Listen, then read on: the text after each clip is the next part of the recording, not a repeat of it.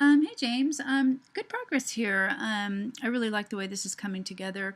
I just had a few questions. I wasn't really sure of the four attractions. I see the movie reel and the Hollywood sign, but um, just not seeing the other attractions. Not sure what these circular, half spherical things are. And I know what the stars mean, but the stars are pretty much, the same thing as the movie thing. So yeah, you might want to clarify that. A few other things just about the design. You might want to simplify a little bit someplace, just because there's so much going on. It's really even hard to see the Los Angeles, and you want to make this stand out the most. This should be the biggest. So I wouldn't put the Los Angeles over this film reel thing, just because you can't see it. So let me see if I can even find that. Oh, you have it all in the same layer. Yeah, I would definitely put these on different layers. So I'm just going to turn off this. So yeah, you can see how much more you can see it when it's on, a clean background. But you really don't want to put orange on blue. They're complementary colors, so whenever you put a complementary color next to each other, it really vibrates.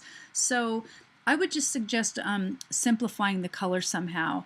If you have a look at some of these posters that I posted in the announcements, you'll see that most of them have very, very simple color palettes. For example, pretty much just orange and blue. I mean, you've got the black and the white, but in different shades of orange and blue. And the repetition of the color and the form meaning the different shapes, is really what creates the unity. And again, if you ever do a gradient, make the light at the bottom. And again, very simple color. See, the idea is you don't want too much going on, because then the viewer's overwhelmed, and they can't really see. They don't really know what the poster's about, and the client won't really know what the poster's about either. The primary thing it ends up being about is color. So again, only two colors here, but notice how the repetition of the color ties the eye, works to move the eye around and creates unity. Always repetition is really the main thing that creates unity. Same here. Repetition of the little stars, and then, they kind of parallel the lights in the windows and the cars. So again, same here, repetition of trees and color and form, and then the little clouds in the background. So again, you might want to have a look at some of these and just really look at the color, because that's the main thing that I think would really benefit being cleared up a little bit.